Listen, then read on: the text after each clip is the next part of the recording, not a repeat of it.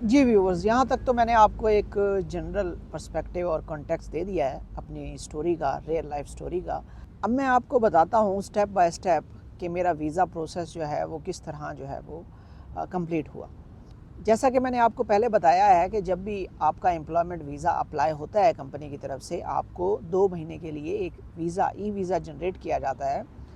तो ये जो 2 महीने का वीज़ा होता है, ये बेसिकली आपको अलाउ किया जाता है गवर्नमेंट की तरफ से, एक टाइम दिया जाता है, टाइम लिमिट दी जाती है जिसके अंडर आपने अपने एम्प्लॉयमेंट वीज़ा का बाकी का प्रोसेस कंप्लीट करना है।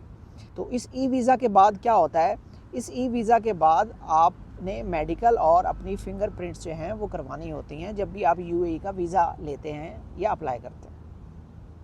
तो चूँकि ये मेरा सेकंड वीज़ा था, मैं अपना वीज़ा रिन्यू करवा रहा था, तो मेरे फिंगरप्रिंट्स नहीं होना थे, बस मैंने मेडिकल देना था।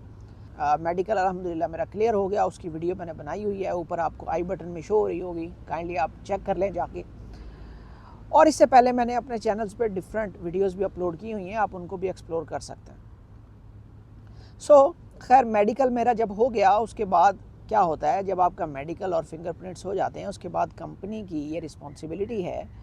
कि जैसे ही आप मेडिकल का रिज़ल्ट उनको देते हैं, तो उसके बाद उन्होंने आपके लिए जो आपकी वीज़ा स्टैंपिंग है, जो एमिरेट्स आईडी है, उसके लिए अप्लाई करना होता है, और जो आपका वीज़ा स्टे है उसके लिए अप्लाई करना होता है। But some of the time मैं यहाँ पे आपको एक प्रो टिप देता चलूँ कि जब भी आप किसी ऐसी कंपनी से वीज़ा लें जिसको आप पे कर रहे हैं, जिसको आप पैसे दे रहे हैं इन अ लार्ज कॉन्टेक्स्ट और specially, but in a general वे, अगर आप किसी ऐसी कंपनी से वीज़ा ले रहे हैं जो कि स्मॉल स्केल है लेकिन उसने आपसे वीज़ा के पैसे नहीं लिए, तो इन दोनों केसेस में आपको क्या करना है कि जब आप का मेडिकल हो जाता है या आपका फिंगरप्रिंट्स हो जाते हैं, तो उसके बाद आपने एक चीज़ का ख्याल रखना होता है कि आपने कंपनी से डेली फॉलो अप लेना होता है अपने एचआर से। बिकॉज उसका रीज़न ये होता है कि सम ऑफ द टाइम कंपनीज जो है वो इस लास्ट स्टेप को बहुत लूज़ लेती हैं और बहुत लाइट लेती हैं। उनको यही होता है कि अभी एक्सपायरी पड़ी है, अभी टाइम लिमिट पड़ी है, तो हम बाद में अप्लाई कर लेंगे, और इस तरह से ये चीज़ उनके से स्किप हो सकती है। और कुछ तो ऐसे भी ऑन वीज़ा या जो फ्रीलांस वीज़ा सेल कर रहे होते हैं, जो कि सही नहीं है लीगली अगर देखा जाए,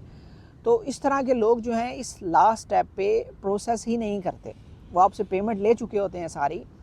बट इस स्टेप पे वो एमिरेट्स आईडी और वीज़ा स्टैंपिंग के लिए पेमेंट ही नहीं करते, या वो इसको जानबूझ के डिले करते हैं।